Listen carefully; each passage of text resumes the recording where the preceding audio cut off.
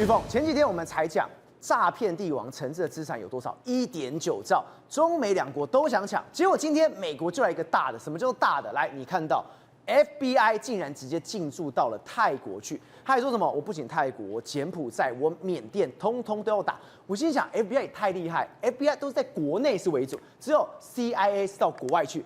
这一次美国真的动了 FBI， 要来抢陈志，要来杀陈志了。因为我们台湾的警政署把一些关键的资料整理出来之后呢，给了 FBI， 对，让 FBI 他自己有底气要来追杀陈志了，不然就像过去主持人讲的 ，CIA 他国际上面他去卧底，会去颠覆人家的一个政治，但是 FBI 的话 ，Federal 他就是他的联邦啊，但是因为这次警政署给了他们很重要的东西，他们决定出手，而出手之后呢，锁定了谁？锁定了这些缅甸、辽国以及柬埔寨的一个诈骗集团，要全部把它给炸掉。那为什么他们这一次来讲的话可以这么精准呢？因为他们找到了一个方向。过去来讲的话，如果你犯罪集团用了美金，那你完蛋了。为什么？你用了美金，那就表示说呢，你已经侵犯到我们美国的主权了。对。那这一次陈志讲说，我又没有用你的美金，我用加密货币，我用虚拟币呀。你再怎么说？这个也算是中本聪的吧？你不然把中本聪找出来，到底算日本人还是美国人？可是呢，这次司法部就直接发表了一个声明，这个是谁写的 ？United States Attorney's Office。司法部告诉你说呢，为什么这次要去处理它？因为跨国的一个犯罪组织呢，利用加密货币的投资骗局、各种诈骗手段窃取美国一般民众的毕生积蓄，对，你骗到了美国人。其实我们在关键时刻就讲到了，为什么他会大规模的去扫荡这个太子集团跟陈志？你骗到了美国人，对，你骗到美国人之后，你给他打开了一个窗口，窗口打开之后呢，刀子就下去了。他说诈骗集团现在用造成美国普通民众的财富移转，最终流入中国有组织犯罪集团的口袋，就是陈志的这个太子集团。对，作为首都华盛顿的检察官办公室，有权起诉外国被告，并没收其外国财产。代表什么意思？代表我不是今天来宣誓我要去打诈而已，我今天要过去把我们美国人民的血汗钱全部收回来。所以第一波加密货币被他们拿回去，那只是刚开始，后面还有。那除了美国人要动他之外的话，陈志现在蛮麻烦的一件事情。过去有人去质疑说，柬埔寨是不是在维护他？不然为什么所有的犯案的这些嫌犯，最后不管怎么样，在新加坡有他们的人在新加坡有没有被抓过？被抓过，然后最后呢，算了，把你赶回去，赶回去哪里？又回到了柬埔寨。回到柬埔寨之后呢，风生水起，舞照跳，马照跑。这次来讲不行了，因为中国跟这些柬埔寨、还有辽国、缅甸、泰国、越南，还有我刚才讲中国大陆，已经做了一个联合打击。对，为什么要做联合打击呢？因为这些人，太子集团这些人真的是太嚣张了。那联合打击的话，其实泰国也讲了一个重点了，诈骗园区形成跨境的犯罪生态系统，侵害6国民众，犯罪没有国界，执法也不该有国界。这是什么意思？我给大家白话文翻译。因为老美要动手了，我们希望老美你就锁定太子集团，你就锁定缅甸，你就锁定这个西哈努克港，你就锁定 KK 园区。为什么叫中美两国都在抢陈志？你可以看到，美国是 FBI 直接进去这些东南亚国家。你看到这个所谓以中国为起点这个会议里面，他们直接讲非常白，他说6国最终通过21项的合作要点，包括联合突击、证据共享、引渡、资产查封、跨境情资。等于是什么？他真的这些国家可以直接到，不管是柬埔寨，不管是缅甸，你陈志在哪？我们真的可以一举杀陈志的。其实这就是一个乡村包围都市，因为你诈骗园区周边大概就是这几个国家嘛，包括老挝、柬埔寨，然后呢缅甸、泰国、越南，对，把它慢慢的包围起来，就是要让陈志逃不出去。FBI 就去动手，对，办公室已经成立了，打诈办公室成立了，那就去抓了嘛。所以这些人其实当然中美都是要抓陈志，但是另外一方面的话，他们还是有很多的门路。你以为陈志太子集团已经死了吗？你看还敢大动作，请媒体发表声明说，哎呀，我们是合法的，我们要干嘛的？其实，在整个过程当中啊，打击陈志跟太子集团的过程当中，他们已经在移转了。过去没有想到说他们会去日本，因为我们对日本有个想法是什么？他们非常的严格。对于这些金流的管控，应该是比我们台湾严格吧？但是没想到日本也有破口，日本也有，他们在日本，而且他们也不避讳哦。太子集团他们一样用什么 Prince Japan，也没有在假装说我们是其他的要借壳上市哦，没有，一样是 Prince Japan 就把他们给处理掉，在哪里？东京都的涩谷区，除了一个这个这个 Prince Japan 是做房地产的以外，另外2个也是跟房地产相关的，甚至呢，他们为什么可以说是做资产的转移？你看一下，这是媒体的报道，他们开的第2家公司呢，就叫 Canopy Sense。好，在这个 Sense 公司来说的话，他们做什么呢？吸引日本人去投资哪里？度假小屋，柬埔寨的吗？度假，没错。你想想看，我们不是常常看到新闻吗？去泰国、去越南，然后呢投资房地产，然后分时度假、度假小屋，他们也有哦。你看哦，他们拥有250间的客房，然后为游客提供短期、长途的住宿的选择，可以再怎么样打高尔夫球、游艇码头，然后呢表演，在西哈努克港这些，他想透过这个方式怎么样？把资产慢慢的转移到日本去，就是希望要来逃。而这次要讲为什么说太子集团可能很危险？因为我们已经有把重要的情资交给了 FBI 了。这是谁？警政署长。警政署长呢告诉大家说呢，好多次来台，那个时候呢大概是2022年之前来台湾做什么呢？就到了这东区信义区的夜店，然后呢包包厢，然后呢开瓶酒。在这个地方的话，其实我们已经掌握到它了，而且在台湾，他们的一些相关的太子集团的在台协力者已经被抓到了。你以为就只有那几个店家，然后呢那几个人帮他们买豪车、买豪宅吗？其实还有更多，而且都是有头有脸的人。现在警政署已经把资料给抓好了，慢慢的除了把它给 FBI 之外，慢慢的你会发现，原来太子集团在台湾真的有人。玉凤，你意思说还会有第2波的收网？我们原本以为前面的那一些，现在有更多有头有脸的人都在狙击的名单。原来太子集团在台湾有非常多的快乐小伙伴，而这些人呢都是台面上，然后呢他生意都做得非常大。对，你仔细去看，发现一件事情，原来说做生意都是骗人的，一来一去恭维都一来一去，结果都是在帮集团的做事，都在洗起来洗钱。你以前躲得很干净，没有被查到。现在来讲的话，全部东西都给拿出来了，所以 FBI 会进来，然后现在这些已经慢慢的打进去了。但是重点是什么？重点就是说呢，如果台湾还不赶快动起来的话，难道我们真的是洗钱是防治防假的吗？国珍，我们刚刚特别提到，FBI 是大动作进入到东南亚，尤其是在泰国，你其他国家都没有办法闪掉。尤其是什么？现在台湾已经给相关的情资给 FBI 之后。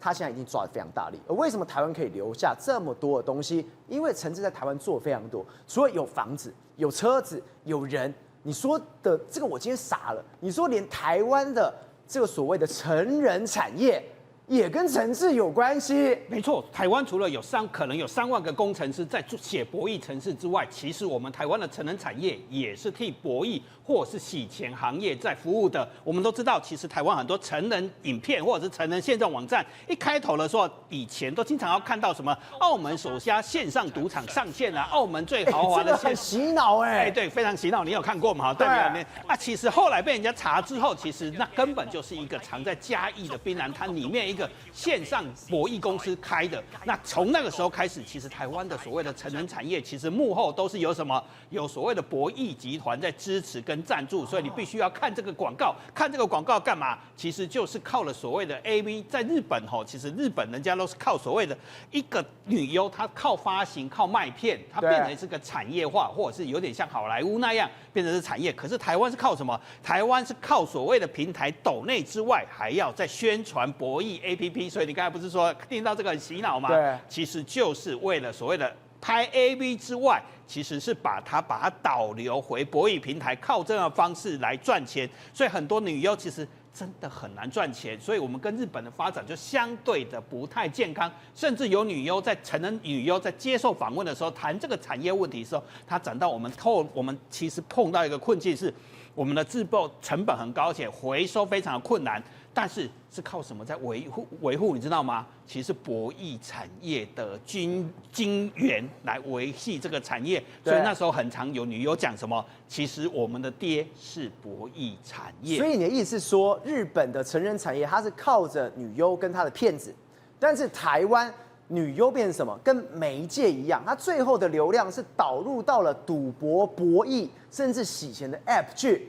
就变成这个样子了。所以我们产业就劣化了。所以一个山上优雅了哈，当然现在它变成我们台湾的啦啦队的成员之一。它的片酬，我们想要片酬一部片的片酬，在台湾可以拍10部片哦，不是10个女优的成人女优的钱哦，而是它一部片就可以拆10部出来。那代表其实我们整个产业变成非常的不健康，甚至发生所谓的黄赌的藤原效应。什么叫黄赌藤原效应？就是我们很多博弈帝国，线上博弈帝国，我们不是请了一大堆工程师吗？在台中到处其实赚的钱都是在100亿以上。那他用黄的方式，就变成是像一个台风。接下来他要怎样？大量投资性影像、成人影片，用色情来引流，所以就变成2个台风，双台风之下，我们一般称为叫做藤原效应。可是其实我们很多的娱乐城啊，线上娱乐城，或者是什么线上所谓的澳门首家线上赌场啊，或者是跟菲律宾有关的，其实把黄赌2个卷在一起，就带动了所谓的藤原效应。所以我们的成人产业其实都陷入在里面，就变成是一个非常不健康的，以至于现在诚志一投资的话，我们才发现原来远在柬埔寨的诚志，竟然是台湾某些像 Model 集团啊，或者是像我们的 SWAG， 或者是其他的集团，都可能曾经被诚志给投资过。那事实上，我们真的发生类似的事情，你知道吗？我们曾经在22年的时候被中国的公安在上海逮捕我们一个 AV 团队，有24个人被抓。你知道跑去那边干嘛？因为博弈集团赞助你投资拍片，然后拍了将近50部的 AV 卖给 Model 这些集团，就回到我们 Model， 然后获利大概2000万人台币左右。那变成是一个很奇特的是，博弈集团出钱，然后台湾团队跑到上海、跑到中国去拍片，赚了钱又卖到这些平台，这些平台再利用这些影像或者是画面去吸引人家来变成会员，会员之后换点卡上平台去博弈，那变成是一个产业链，对，就变成是，我们今天真的去看台湾的状况的时候，不只有3万个工程师，事实上我们有很多的线上平台或者是成人产业，其实也是卷入在诚志这个集团里面。郑梦，现在该查的都要全部查完，你诚志到底在台湾有多少蛛丝马迹，全部掀开来。但今天最近大家在吵的是什么？中油的3阶案件，他现在被说什么？现在疑似是弊案喽，包括检、包括调、包括连，3个齐发都在查这个案件。为什么？因为他竟然有福报了253亿。但今天相关的单位法务部在立法院质询的时候，我有一个数字我吓翻了。他说：“哦，对，其实我们很常会办这个所谓的国营事业的贪赌案件。”结果他说第1名是谁？第1名竟然是中油，中油最多，难怪原本已经没有要查的案子，今天又翻案了，要查到底了。是大家都知道，经济部所属的国营事业非常的多，但你知道吗？最近近3年被起诉贪污案件的国营事业总共有12件，最多是谁？就是中油，6件。所以有一半都跟中油有关呐，对啊，所以这个是冠军啊，亚军跟亚军跟季军就是谁？台水，台湾自来水公司跟台电呐，好，那为什么3阶案件这个中油在3阶案件会有一点问题的？原因是什么？就是他为了要配合政府，因为我们的政府要新建全世界最大的天然气发电厂，对，所以他要在大潭新建3到4个这个燃气模组了哈。那我问你，燃气是谁管的？中油嘛，对，所以中油就说我要配合你，所以我也要盖什么？我要在观塘工业区盖这个3阶，就是天然气的这个储存槽了哈。好，你知道吗？今天中油没错，今天在立法院终于说清楚，他们原本的预算是多少？你知道原本预算盖3阶原本预算多少？你知道吗？多少钱？660亿哦，你的钱我的钱居然要660亿。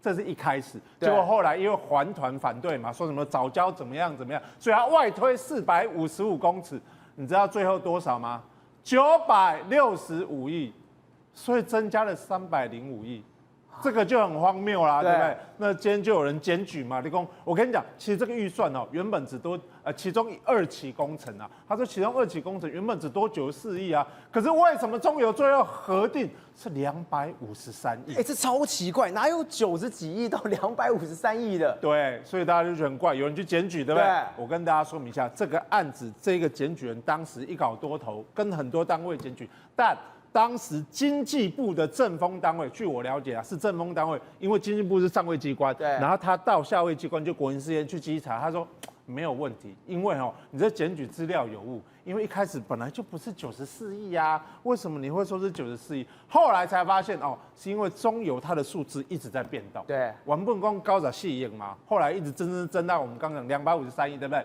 那为什么这个正风原本查说没问题，但现在我跟大家说明，检调连都要查了。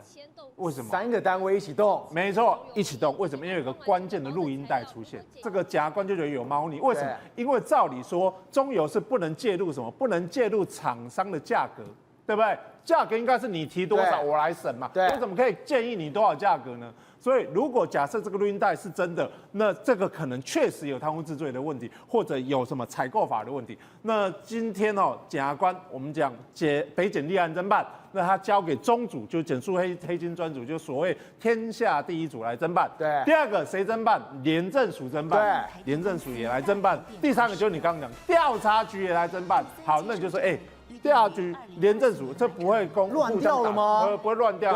对。北检很聪明。他说调查局你去办厂商跟这个设计顾问公司，然后呢，廉政署你去调查谁？你去调查中油。我听说了是这个调查局呢已经有去找什么检举人来。你说吹哨者已经来了，吹哨者你的录音档你提供给其他人之外，你手上还没有真的有 S 牌，没错，真的能够一枪毙命，他真的是有瞧那个钱的。对，相关证据你就拿出来，对，我就办。那北检确实现在也在办这么大的工程没有防呆机制吗？我跟大家报告有法务部长郑明谦他当时在当廉政署长的时候，其实有推一个东西叫做机关采购廉政平台。这个是什么你知道吗？就是专门否国营企业的啦意思就是说，如果你的标案，国营企业的标案，那乔个100亿我跟你讲，政风人员可以来说，我要参加你这个廉政平台，我们组一个廉政平台，里面有这个廉政官，有政风人员，有民团，有学者，然后有官方代表，什么人都来。对，这样子你是厂商，我是外面的人，我就比较安心，对不对？是。他的预算多少？965亿，对不对？没有吗？我刚刚讲100亿以上，你的机关首长就可以请这个政风人员报请廉政署要启动这个廉政平台，对不对？来，这案有没有启动？没有，真的假的啦？没有启动，100亿耶就要有启动，它是900多亿耶。对，它960亿没有启动廉政平台，所以现在中油你要跟大家说明为什么965亿的案子你没有启动廉政平台？好，你知道吗？中油采购案到现在几案启动廉政平台？1案。所以现在最大的问题就是中油的董事长，你必须要跟大家说明，你为什么没有启动廉政平台？宏观取材，厘清真相，犀利精准，深入剖析，时刻掌握关键，新闻时事不漏接。老时段，新气象，我是钟浩和，关键时刻2.0，全新出击。